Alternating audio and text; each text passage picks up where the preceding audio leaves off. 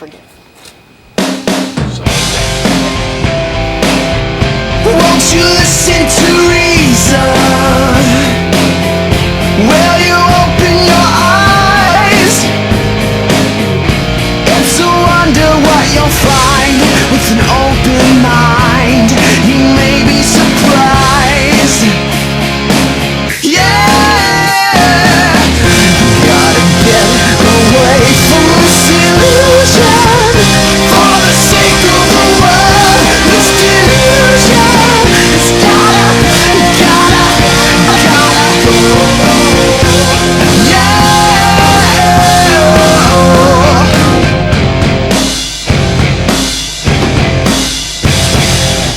Hey everybody, welcome to the Atheist Experience. We are live. It's Sunday, February 27, 2011. I'm Matt Dillahunty, joined this week Jen Peeples. Welcome back. Thanks. So you've got like the two kingpins of the ACA here, so it'd be a really good day to call in. And as you'll notice, we don't have our normal CG across the bottom, which means we're going to have to kind of give out extra information. The phone number is already posted above my head, although it's a little hard to read. It's 512-472-2255. We are live, as I mentioned, and we will be taking calls. This is a public access television program sponsored by the Atheist community of Austin. The ACA is a nonprofit educational organization promoting positive atheism and the separation of church and state. And we have weekly meetings every Sunday at Romeo's on Barton Springs Road beginning at around 11:30, except for the first Sunday of the month when we host a lecture series at the Austin History Center located at the corner of 9th and Guadalupe. That begins at 12:15. I don't have the information for the next lecture. Well, that's good because I do. You do? It's me. It's you! It's me. That tells you how in sync the two heads of the ACA. What are you going to be speaking about at our lecture? I'm going to be talking about the comfortable lies about don't ask, don't tell. Awesome. Awesome. Lots and lots of changes on that front. By the way, there's an echo in here. I don't know. Yeah, the way. So I'm hearing Jen echo and me echo. Who knows? Yeah. The joys of live television. We think we've sorted out the issues with the phones, and they've been working well for the last couple weeks or whatever. But also we're experiencing obviously the CG problems, and we're gonna go through without them. The phone lines are already full. Clearly, we don't need to post any number in order to get people to call on the telephone. As a reminder, for more information about the Atheist community of Austin, you can visit our website www.atheist-community.org. And you can find a frequently asked questions page there, as well as information about upcoming events. There's a calendar of events there and contact information. In addition to this program, the ACA also sponsors a weekly internet audio podcast called The Nonprofits. We were live yesterday and did a show with myself, Russell Glasser, Dennis LeBay, Beth Presswood. We were all on there. We chit-chatted. We talked about arresting the Pope.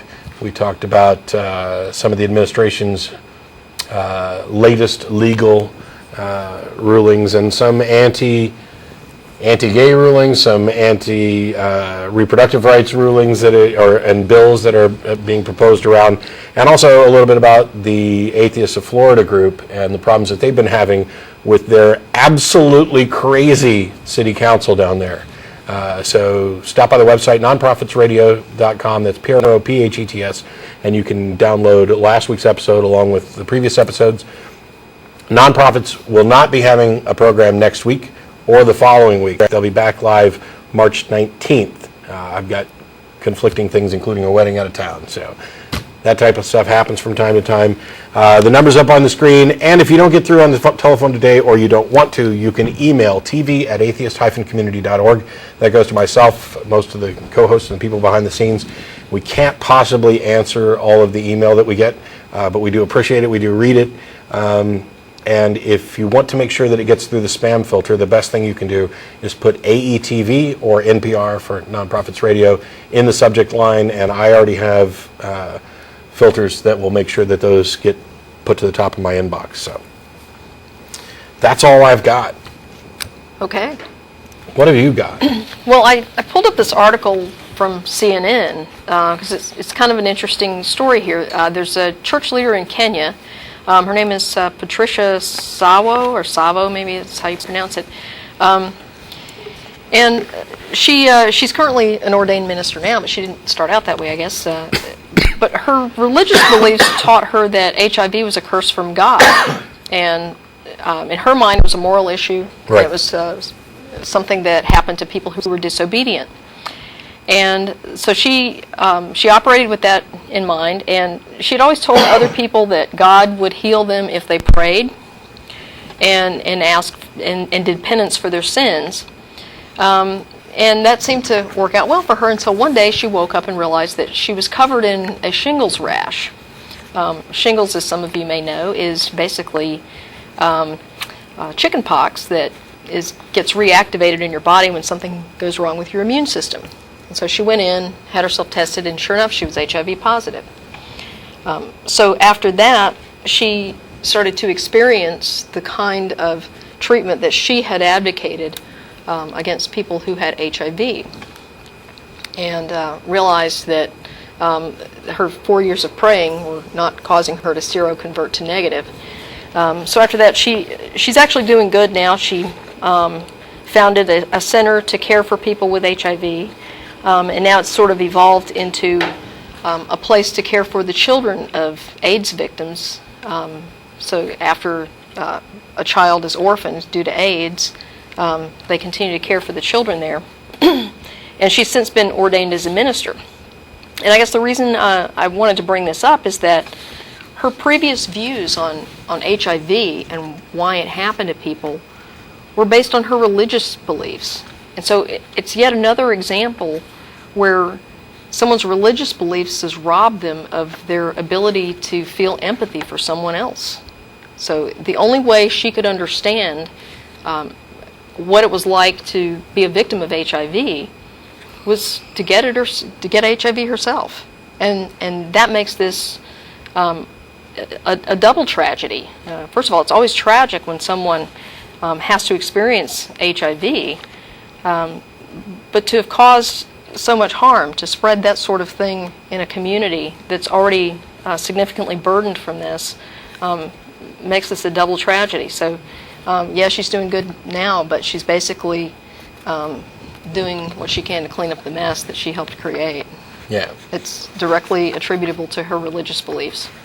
And so, good job for changing your position. Kudos Yeah. to you. It's unfortunate that it took the direst of circumstances to actually get somebody to change their mind. Yeah. On the other hand, it does demonstrate that when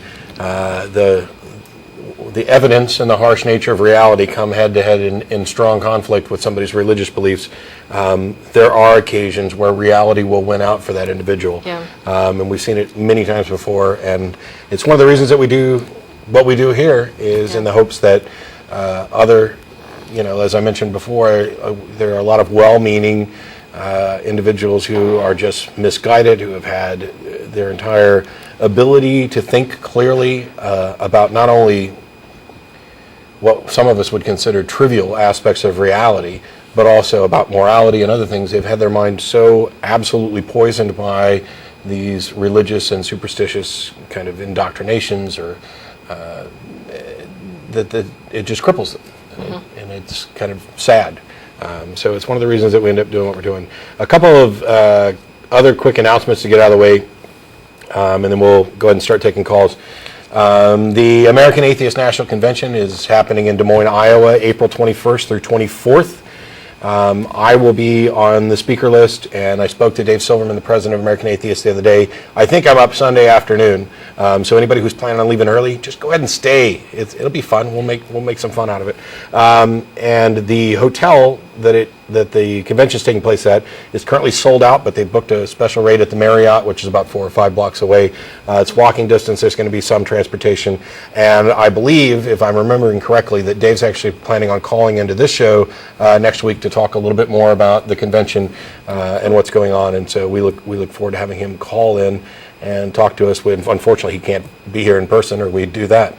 I also heard from the people who are organizing the Texas Free Thought Convention, which is an annual convention in Texas that just keeps getting bigger and better every year. This coming year will be in Houston, and their current plan is to do it in October, although they're fleshing out the date right now, and we'll get more information as the dates get sorted. Atheist Alliance International is having their European convention. I believe it's in May, although along with the CG being down, I don't actually have my notes with me today. But for any of the European fans of the show, please look into Atheist Alliance International, find out what's going on, whether or not you can attend. A lot of these conferences have done well, and a lot of them have not done as well. And so we're trying to make sure we get the word out and cooperate with other groups so that those people who are interested, who don't have the opportunity to socialize with other freethinkers, other atheists, other secular humanists, or don't want to just sit around and watch canned lectures on YouTube and would prefer to actually go see stuff in person and interact with other people, that they're aware of the opportunities to do that. So, and this last one I'll actually save for a minute because we've got Brandon in Dallas. How are you? Oh, hey, Matt, can you hear me? Yes. Yeah, I want to make a comment about African Americans and why I feel that they are more likely to be religious versus other demographics, especially white males. Sure. Okay, you can hear me? Okay, sorry, I'm listening to this lag on the video. Yeah, don't pay any attention to the video, and also this speaker's kind of loud. I'll just let the control room know, but go ahead. Okay, this gets a bit politically incorrect at points, but my theory is that given the options people have had in the past and the history, I feel that African Americans had to, in order to survive, had to be more submissive and kind of fall into whatever's most culturally acceptable. And I think that's something that kind of gets passed down. Like, my dad's actually a very learned person. He's an engineer. He was actually a physics major, has a degree in physics and engineering, but he's still very religious just because, in order to get to where he needed to be, not ruffle any feathers, he was very, disciplined with religion and was just very quiet and submissive, a very submissive guy. That's kind of my comment on that. Versus white males, I guess, you're kind of, I don't know, you just have more option to think and feel and do however you feel. Sure, traditionally. I mean, it's... Traditionally, white males have been and for the most part continue to be the sort of privileged class in, the de facto, you don't run up against much opposition in American culture, for sure. Yeah, and I feel that, like, my generation growing up the way I do now, I don't really see the same kind of restrictions, or I don't feel like I have to be as threatened by authority as, like, my father's generation. So, yeah. I mean, I'm obviously I'm an atheist, just recently came out in the last year, and it's, there's still a lot of resistance. It's very awkward around a lot of my black friends and other, like, minority friends, but I find, it's a lot of my white friends that feel comfortable, expressing their thoughts beyond just what's the status quo and what's just in front of you, the mechanics of why things are, rather than just looking at what you see, Yeah, there's a lot of different groups, and it's not just, African Americans or women or gays. There's a number of different groups that are going to, and not necessarily through any intentional or overt kind of sexism or racism. Yeah, exactly. This is just an externality of way things have played out. It's just an unintended consequence of... And the one of the best things that we can do, we've talked about this issue a number of different ways before. My take on this, by and large, is I've overcome a lot of kind of narrow-minded thinking that was grilled into me early on, and what I try to do is not care at all about the sex or color or any of those other characteristics of an individual I'm interacting with any more than I would about their hair color or whether or not they're left-handed. And it's not always the easiest thing to do because there are real differences between men and women. There are real differences culturally between how individuals are raised, and they're going to show up and they're going to affect interaction. And the best thing that I think we can do is, by and large, strive to ignore them and focus on the fact that we are all, in fact, human beings with similar minds and goals and lives and things that we, care about. Yeah, I totally agree. But I mean, as I mature as a person, I find my circle of friends becoming, a little more constricted. It's, it's not so much space and not a whole lot of people as it used to be. Like, it's becoming a much smaller subset. Yeah. Well, and I think part of that is, as you mature, you become less willing to compromise who you are just to keep someone as a friend, because if you have to compromise part of who you are, then they're not much of a friend. Yeah, I totally agree. And then and that actually kind of brings me to my question. One of my best friends, super extremely intelligent, left-handed genius kind of person, but he is incredibly religious. But it's funny though, he's a very open-minded person. So he's what I think you coined this term, a functional atheist, pretty much. He does what he feels is right morally based on his own moral compass, which is informed by like the Judeo-Christian values. But I mean, I've had the conversation with him like, okay, if you were born in China and your everything that you know is informed by that experience, wouldn't you don't you see how those two conflicting paradigms kind of make the whole thing garbage? And he never really has an answer for that, and I feel like I'm not really getting through to him, but he does see my point. And it's really tough. I feel like I could kind of get him to like let go of the religious thing altogether, but it's really tough to just get through to somebody who's so close to being, he's like you say, he's a functional atheist, but he still holds on to some things that are kind of ridiculous. Like he'll go against some things in the Bible, but if I take the Lord's name in vain, that still bothers him. I'm like, you sin in your own way, but it's frustrating, I guess. Yeah, and it kind of just goes to show how indoctrination works. I mean, this idea that taking the Lord's name in vain, words have some kind of magical meaning, that they can cause harm. And I mean, that's really where this whole blasphemy concept comes from, is this idea that, if you use someone's name in a bad way, you would call evil spirits down on them. It's really magical thinking. But it's very interesting how he was probably thoroughly indoctrinated as a child, and it's very difficult to let go of that. And that's odd because we both were very traditional conservative church background, and we both kind of evolved in our thinking to at least see other perspectives. But he's not so much acting on it as much as I am. It's really frustrating.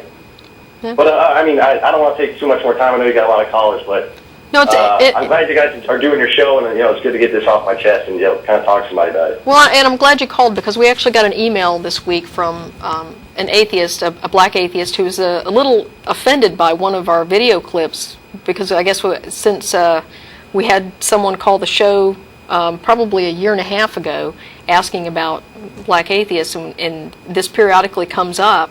We've had a lot of people to contact us and said, hey, I'm African American and I'm an atheist and we do exist and stuff like that.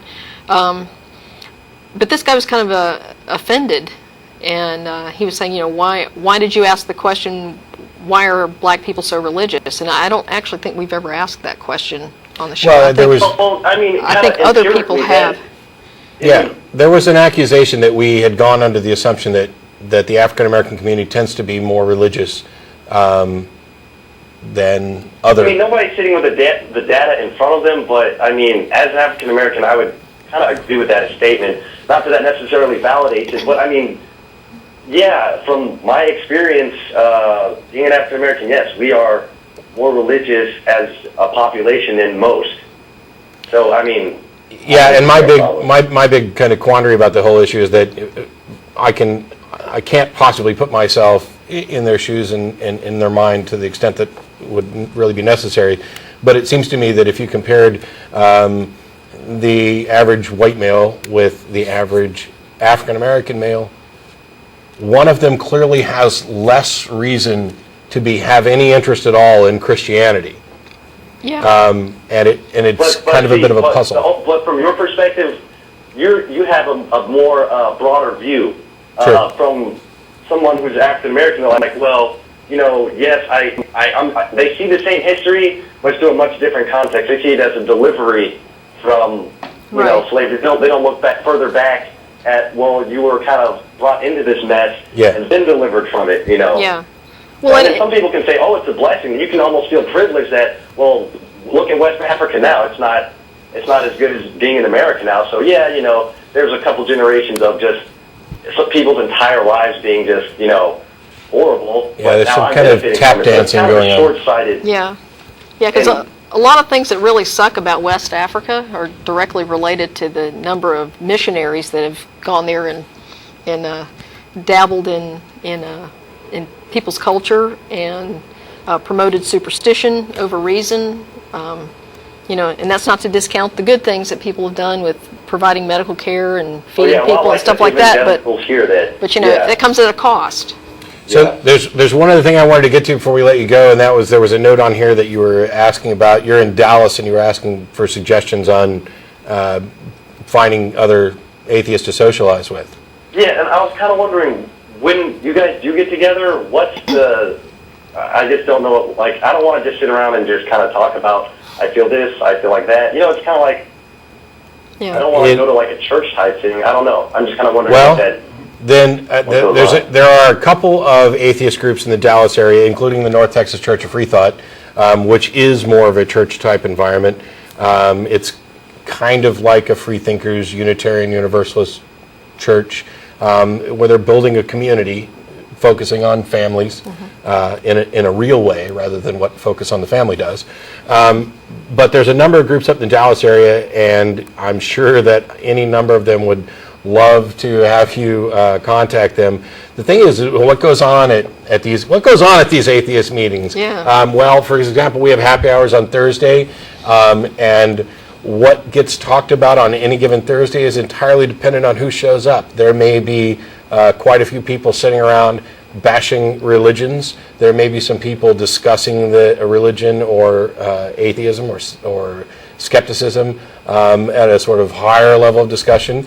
And the subjects may never come up. We've had discussions and debates about free will, identity, and sometimes it's just you're sitting around drinking and talking about movies and things that you enjoy doing. It's just a way to hang out with other people. And so I would suggest that anybody who is looking for an atheist group, who goes to a meeting and doesn't necessarily find it to their liking, go to a couple, because most of the groups that I've dealt with, you're going to get a different turnout at different events, and what goes on is going to vary depending on who's there and what kind of mood everybody's in. So. Okay. Okay, and you said, what was it, North Texas? North Texas Church of Free Thought is one of them, and then there's also the Dallas area atheists, and there's one other group up there, but I'm forgetting the name, and now they're going to kill me because, what site is it? Metroplex Atheists. Yeah. There we go.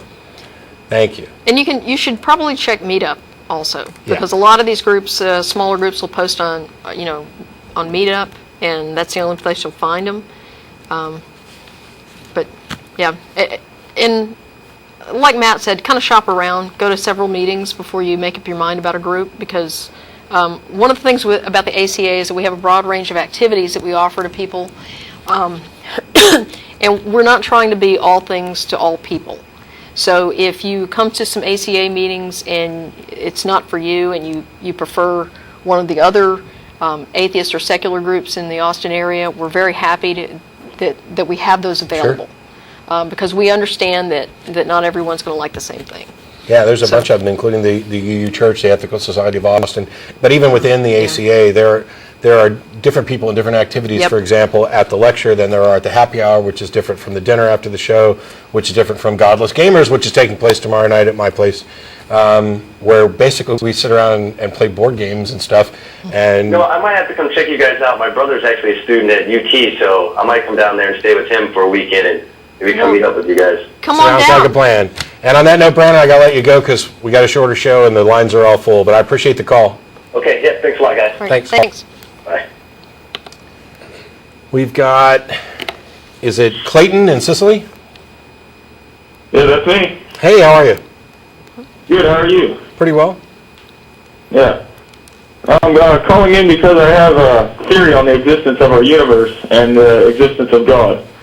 Okay. And I wrote a one-page summary about it, and I'd like to read it to you. How long of a page is it?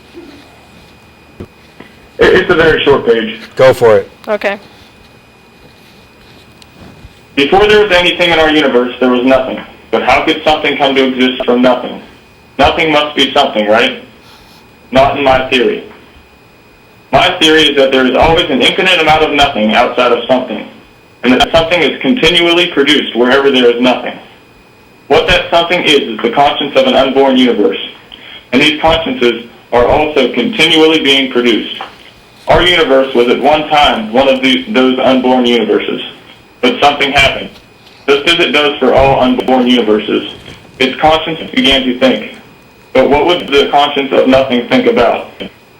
It would think about what it is, because it wouldn't know, and this thought would continually build up in the conscience until it was so compressed that the pressure would cause the conscience to explode into a big bang. What I am saying is that thought is the first form of energy that has ever existed, and that everything in our universe is just another form of this energy. I believe that the energy, that is everything in our universe, is the God of our universe, and that God has always known everything there is to know about the universe. In the beginning, God's knowledge was very limited, but now it is very complex because everything that has been created from that original thought energy is an extension of God's consciousness, even ourselves. However, I believe that all things that exist also have their own conscience, everything from the smallest particle on up to the entire universe. It's just a matter of how closely you look. I'll use a rock as an example, because I came up with my theory while I was in the woods on my land enjoying nature. And there was this huge, beautiful rock, and it was almost as if I could see into it and see its conscience. It was like me and the rock were interacting. Now, when I stepped away from the rock and went up to my car that was parked at the top of my land, I could see my entire piece of land, and I could see that it was all working together as one conscience. I see it on an even larger scale when I look at the night sky. After this experience, I came to the conclusion that everything is very much alive. I also came to the conclusion that man, though he, like all other things, are an extension of God, has the ability to know as much as God. I feel that man is very close to beginning exploration outside of his own universe, and that once we get outside of our universe, our task will then be to track down the beginning of nothing, and we will become an extension of God that allows him to see outside his own universe, something that I think will keep us occupied for quite some time. And perhaps this is what Christians are saying when they say that God made us in his image. Sure. So my first question is, how do you prove that you're right? That's going to take some time. Yeah, and here I came up with this theory through a personal experience. Sure. And now,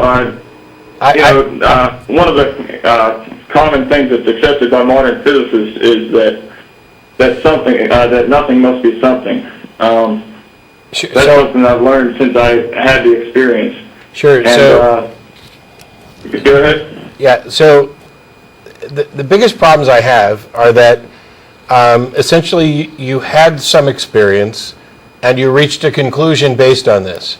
That to me is utterly irrational, because you admit that you are going to have a lot of work to do to prove that you're right, yet you've reached this conclusion.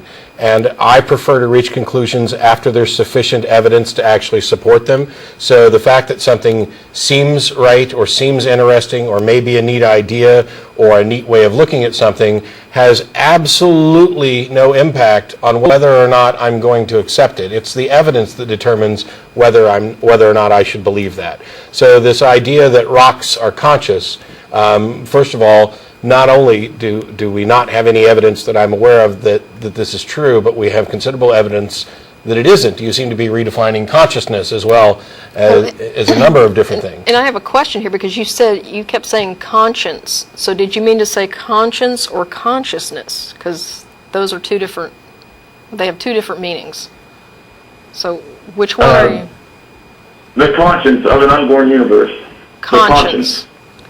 What does that mean to you? You can simply replace that with a point of nothingness. No. What does the word conscience mean to you? How are you using it?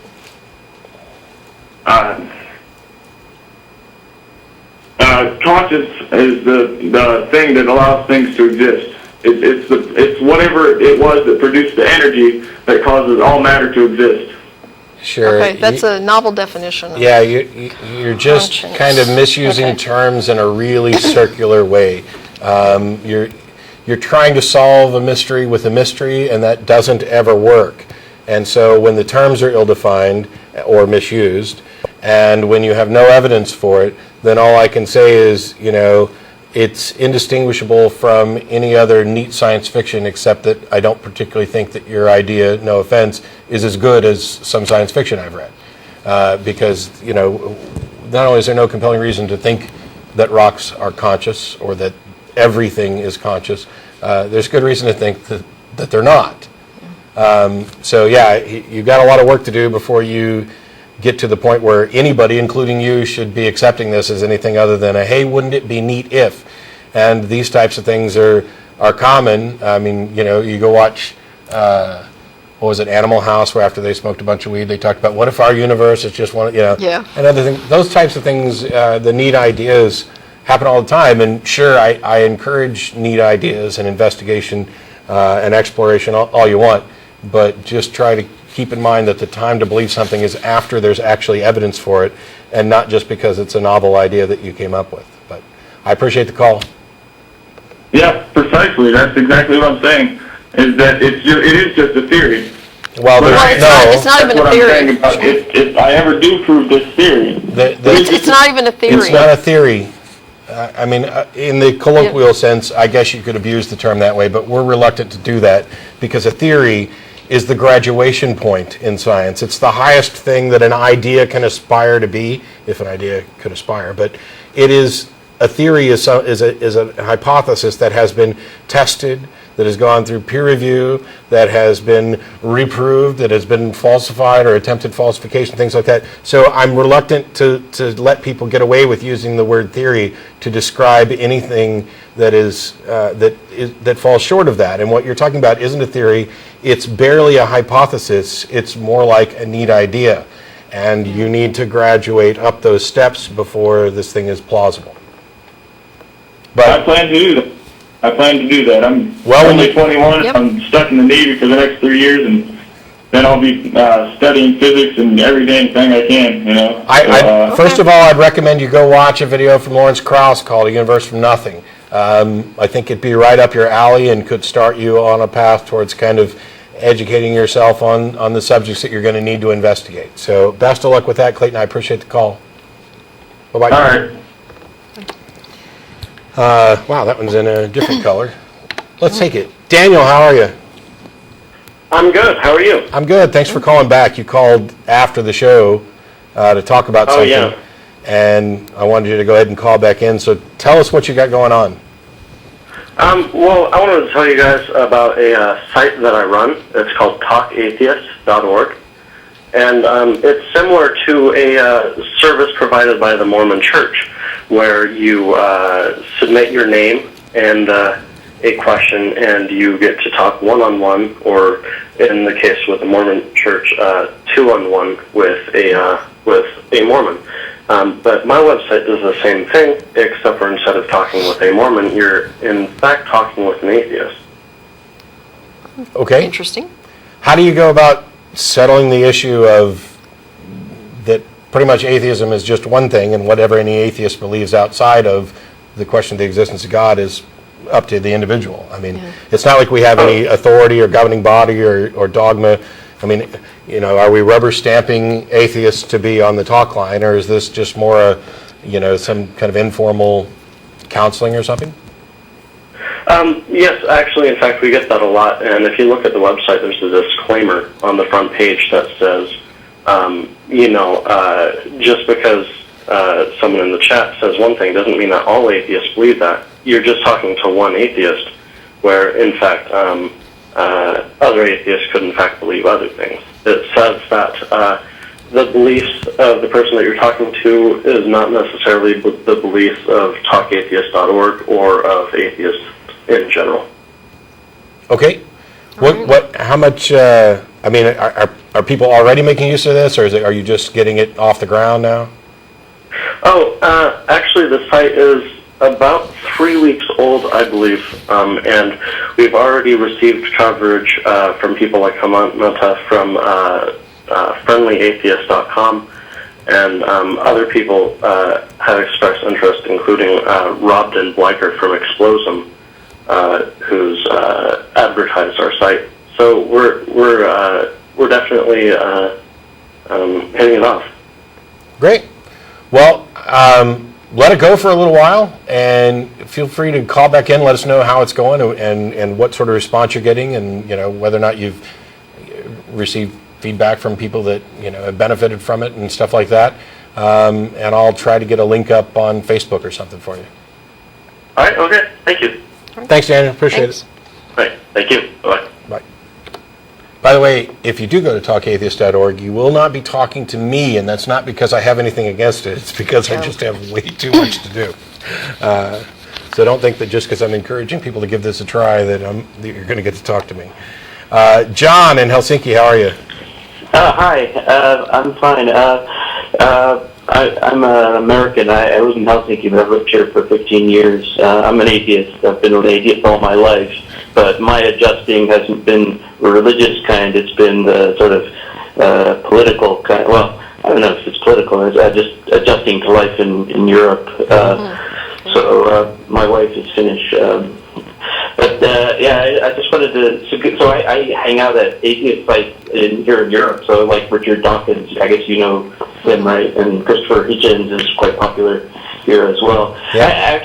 I found your site on with a referral from Richard Dawkins' site. I guess he just noticed you last week, and he's interested in contacting you. And if he hasn't, you ought to give him a buzz. We've already had correspondence with him. Yeah, we got an email from him and have replied, but I got nothing to add on that yet. We'll exchange a couple more emails and find out what's going on. Okay, cool. But thanks for letting us know. I appreciate it. And so I do have one question, I guess. So regarding Christopher Hitchens, who I like a lot, he has this thing about. Well, he has a great quote. He says Nietzsche said, God is dead, and Freud said God is dad. And I guess that his theory being that God is this absurd sort of a. It's not just that it's not true, but that it fulfills a political role in society. It's like a tyrant basically, and people who are part of the flock, right, are slaves, and he considers that immoral. Which I wonder what your opinion is. Is it immoral to be subservient to a dictator, I guess? And is there any situation where it's not immoral? Like, for example, if you have a dog, right? Is it immoral to be to have a dog, to be the master of a dog? You know what I mean? Well, I think we're definitely crossing lines there when we talk about humans versus dogs. Generally speaking, I'm happy to agree with him. I can think of situations where it might be morally correct to revere, admire. I can definitely think of. I have no problem with people revering others or admiring others, or being someone who has found someone who is wiser and smarter, whatever, and wants to rely on their guidance type thing. The very notion of worship I find repugnant. And the idea that there is some God being, any God being who would be deserving of anything like worship, wouldn't want it. Yeah, I agree with you, but I guess the point I'm questioning is it clear that it is an immoral thing? Like, I mean, if it's immoral to, and I guess I don't really understand the distinction between dogs. Dogs are very human. No, they're not. Why would it? I have 2 dogs, okay, and they're not humans, okay. I know they're not biologically human, but there are a lot of similarities. I mean, we're just primates, right? We're monkeys. Yes, we are, and yes, we share some similarities with animals, especially animals that we keep as pets, for example. But as far as whether my dogs regard me as their God, I don't think they do. And I have certainly not set myself up as, the God of my dogs. I have set myself up as their pack leader, which dogs do. And so all I've done is I've taken a little bit of dog psychology and I've used it to help my dogs understand how they fit in with our household. That makes the dogs happier. Yeah. So is being a pack leader immoral? No. It's a normal guess, thing for yeah. the dogs. The dogs are comfortable with their human as a pack leader. Yeah, I think that's a good analogy. I agree with you. Yeah, okay, so you answered my question. Hey, can I follow up with one quick other question? I just wanted to ask, what do you think of the stuff going on in the Middle East right now? All the Muslim Brotherhood. I think it's way outside the scope of what we're dealing with on Yeah. the show, and with the show being shorter, I definitely don't want to start digging into that subject. Okay. But I do appreciate the call, John. Thanks a lot. Yeah, thanks, bye. Thanks.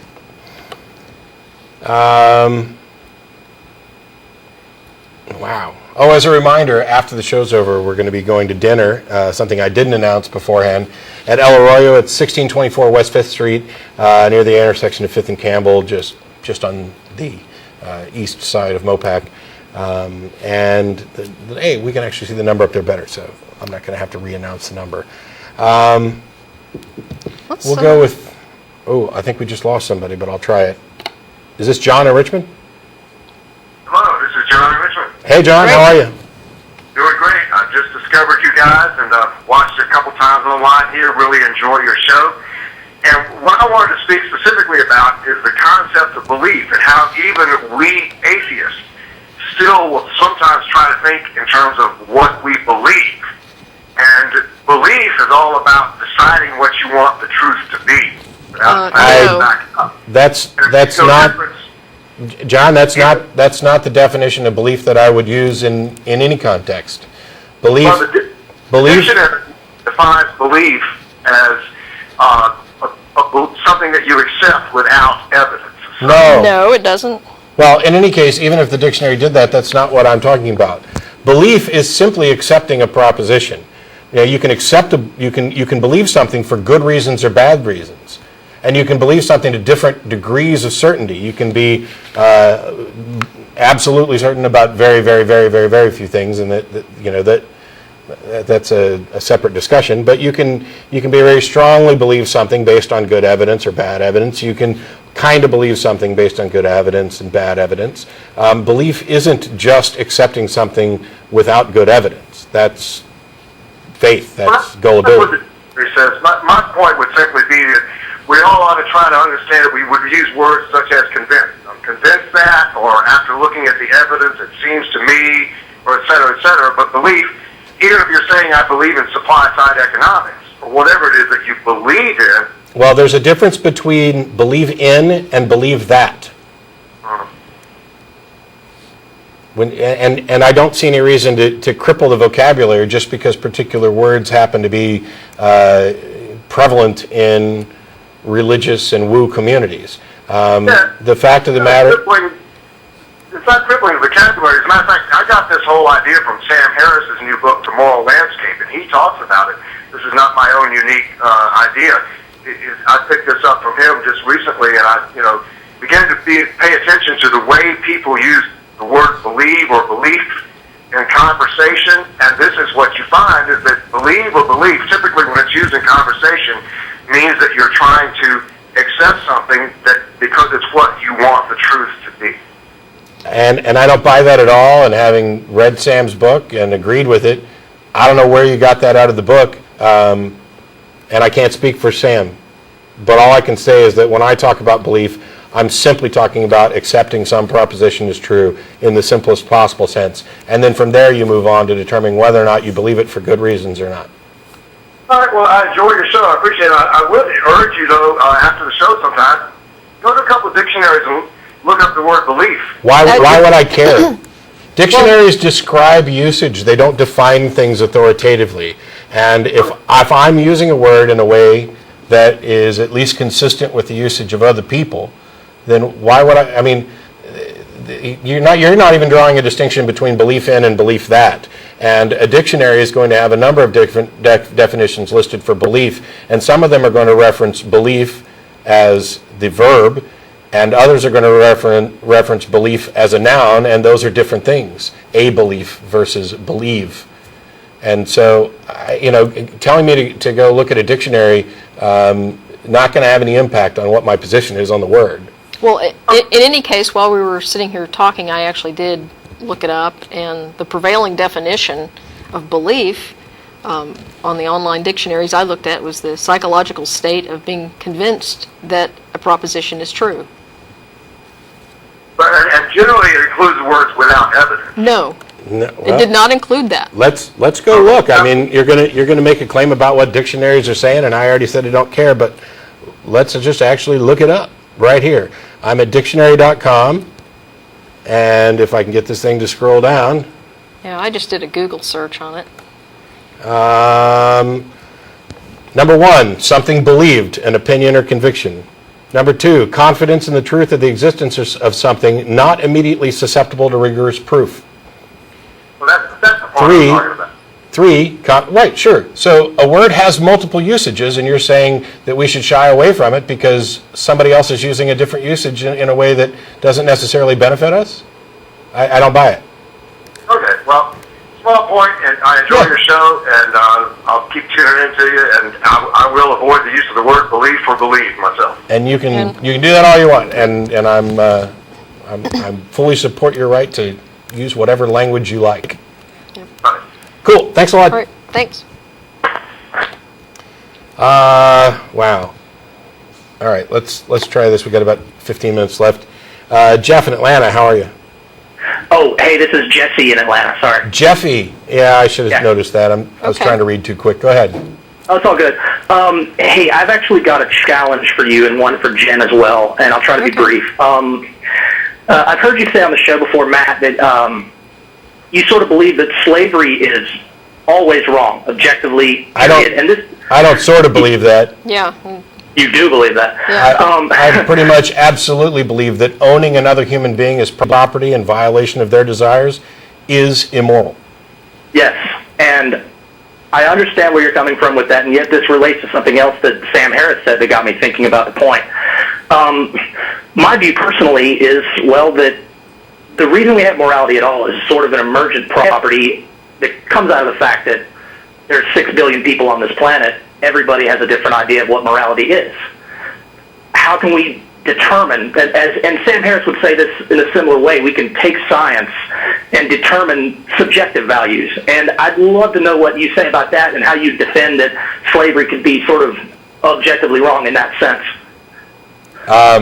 Wow, the number of people who are trying to speak for Sam today is shocking. Yeah. Especially since... No, I'm not at all. I'm not at all. Especially But, since... I've watched him give several sort of debates on this subject, and he always seems to come down on this point. Well, science can answer everything, and I believe it can answer so much, but can it answer this? Can it answer whether slavery is actually wrong? Yes, and Yes. I've done the same thing. I've been running around the country for the last couple of years delivering a talk about the superiority of secular morality, Right. talking about these very issues. I'm in almost complete agreement with Sam.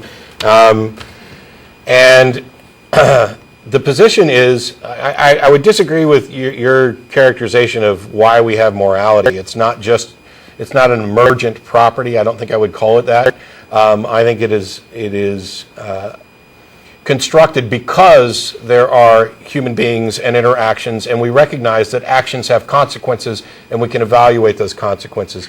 Well, yes, and if I may interrupt, I'm sorry, but my particular understanding of morality isn't that is basically that it doesn't exist except in our minds as an a priori thing for each individual. When I say emergent property, I just mean people perceive it sort of as a sum of the fact that you have this idea, you have this idea, you have that idea, etc. And they sort of imagine, well, morality sort of lives in this cloud, and there's a thing called morality. Well, there's not. No, there's not. There's but not. it There can't are evaluations of actions with respect to goals and consequences, and that's about it. And I find it absurd. I don't know what kind of argument somebody could make for the morality of slavery, given the definition that Personally, I can't. Personally, I don't think anybody else in the room could. But and what at the same time, what you're speaking of is some sort of like it's inherently wrong, which is what I kind of have a thing against. No, I'm not saying it's inherently wrong. Okay. There is no. Draw a distinction for me there between absolute and inherent. Wow. Let me finish. There is no inherent right or wrong in some action. These are assessments that we make, and we make them with regard to the consequences that they produce and the goals that we desire. Sam draws this up as moral evaluations relate to the well-being of humans and animals. My take is very, very similar. It seems like a very practical way to go about this, and in much the way that you were unable to come up with a way in which that you could define slavery as moral. I think it's absurd to take the position that the moral relativists do, that would say that no, here's a culture that is practicing slavery, and they as a culture say that it's okay, and therefore it's okay within the context of that culture. That to me is asinine, and the only thing that they haven't done is ask the slaves whether or not they think it's moral, because that would definitely shift the zeitgeist of that culture. This is not a shock or a surprise that there's a very small portion of the population that wish to be bonded to someone as property. You may find some nut job out there who wants to be a slave and enjoys being a slave, and you can say that it's the right thing for them. No, it doesn't change the grand picture. And for the same reason that we don't have to spend any time asking the KKK for what their opinion about about equal rights is, we don't have to waste any time thinking about the one or two individuals who may actually want to be a slave when we're talking about this thing in a big picture sense. And what we should be doing is going, hey, this individual wants to be a slave, wants to be property. Under any other circumstance outside of this scenario, we would look at that and say this person is suffering from some severe psychosis. They have gone beyond the pale of anything we would remotely consider normal. Let's get them help, irrespective of whether or not they want to be a slave. And so it's not that morality exists as something or as an intrinsic property of an action. These are entirely evaluations that we make, comparing the results and consequences of an action, not in a strictly consequential sense, but the results and consequences of an action to the goals that we have. And when we say the goals that we have, the second aspect of that, which I'm getting to, is how do we go about finding what our goals should be. And as Sam has pointed out, it's his criteria is a matter of well-being. I'm generally fine with that. And in the talk that I gave on the superiority of secular morality, one of the things I talk about is how you build a moral system that is self-correcting in the exact same way that science is. That you begin with some very basic premises, that death is generally worse than life, that health is generally preferable to sickness. And you begin from those foundational premises. And then as you evaluate the results, you can change different things, and you can even go back to those foundational premises and figure out that, hey, one of these is in strong conflict with another, so maybe we're wrong about this, or maybe there's a scenario where death may be preferable to life. And we consider things in a situational context, but in much the same way that, for example, the rules of chess may be ultimately arbitrary or subjective, the evaluation of each move with respect to those rules is in fact objective. And that is my take on morality, which is in greater depth in the lecture. No. I think that's satisfactory. I was looking for that thing you just finally said, which is about the rules with respect to the end game being objective. That helps. I appreciate you saying that. Thanks a lot. And as far as Jen, I'd like to extend one to you as well. This is another thing. I've heard you guys go back and forth on the show, and you bring up the subject of gay rights a lot.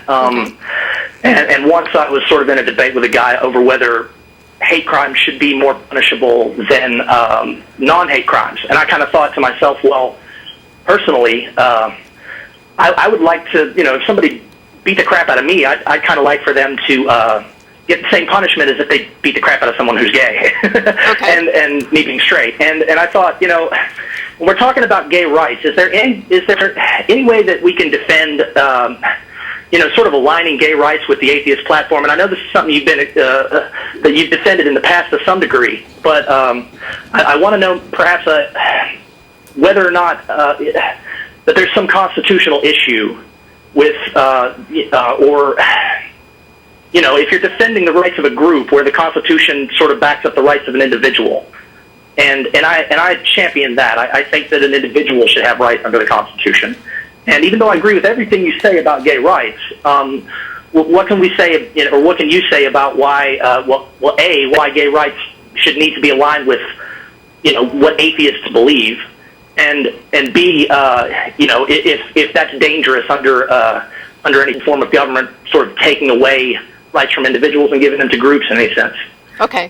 We're short on time here, so I'm going to try to address this really quick. Why should Sure. gay rights be aligned with atheism? There's no direct connection. Okay, just because you're an atheist doesn't mean that you are necessarily, you know, that you necessarily have a position on gay rights. Where the connection comes in, though, is the objections to the LGBT community having basic human rights come from religious arguments. Okay, I'm not aware of any, for example, gay marriage. I'm not aware of any secular arguments against gay marriage that are valid arguments, meaning that they would not also be extended to anyone's marriage. Okay, so there's that. As far as gay rights somehow taking away from anybody else's rights, I don't see how you can make that claim. Well, I don't mean taking away from anyone else's rights. I just mean sort of lobbying for rights of a group, if you know what I mean, and when rights should be individual. Well, I think that the Constitution spells out that individuals have specific rights, and so if my rights as a gay woman are less than Matt's rights as a straight man, then my individual rights have been infringed. And I understand your point. Okay. Thank you, guys, and sorry for taking up so much of your time. All right. Sure. All right, no We got about a minute left. Thanks a lot, Chevy. Thanks. Thanks. And they've been infringed because of that category. Right. I mean, the Constitution did a really good job of trying to extend all these rights to people, but there were specific groups that were prevented from having the rights, and that's the whole point, is that we are actually striving for a proper equality, Right. where you get all of the rights that everyone else should, regardless of your sex, sexuality, your skin color, or anything else. Wow. Are you kidding me? Yeah. Hey, Roy, in Paris? Hello. I apologize, but there's only like 20 seconds left, and okay. there's just no way. I'm just glad I found you once on the time here because it's after midnight. Yeah. So I like very much your show. Thank you. Just watch it on YouTube. Thanks a lot. And I'm going to have to ask you to, maybe you can call back next week an hour earlier. I'll try. You don't have to stay up as late if you call up an hour earlier. Good luck, guys. Thanks, Roy. Hi, Jen. Hi. I'm a big fan of all of you. So have fun. Thank you. Thank you. Roy is a Christian caller from Paris who had wanted to share his opinions about God, and I actually look forward to possibly talking to him about it next week. We're pretty much out of time. Yeah. And boy, that sucks. An hour just goes faster and faster. Yeah. Or seems to. As a reminder, there will be a show next week. I'm on with, is it Tracy? It's Tracy. It's Tracy. So last week when I announced it was me and Tracy, it's because this show didn't even appear on the website. We don't know what happened. This is the missing show with the missing CG. And we'll be down to El Arroyo. Thanks everybody for tuning in. We'll see you again next week. And normally we would put up the graphic of all the fine people and the producers in the back room, like